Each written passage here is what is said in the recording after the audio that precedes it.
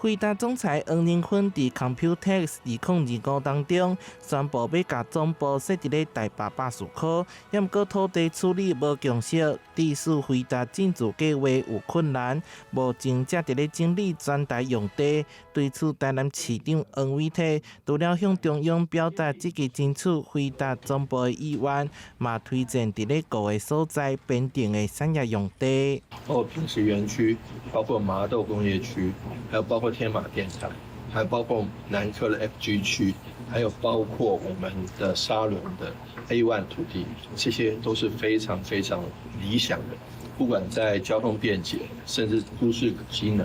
甚至走路的方便性，其实都是非常好的。市府也搁特别制作模拟影片，当中用英文小解沙仑理联科学社的利便，以及目前有倒一寡产业进驻。黄伟綽更写了一封批，要互黄仁勋邀请伊亲自来到台南参访，亲身体验台南的科技实力。希望能够落脚到台湾，这是最好。落脚到台湾之后，能够落脚到南部，那是次好，那也是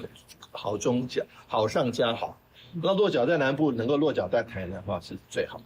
所以是好、更好、最好，最好就是在台南。黄伟綽进一步表示，台南是上适合半导体甲 AI 发展的县市，毋但有完整的半导体供应链，嘛是中央指定的 AI 产业园区甲智慧机器人产业聚落，强调台南是国内上好的选择。台南新闻社会采访报道。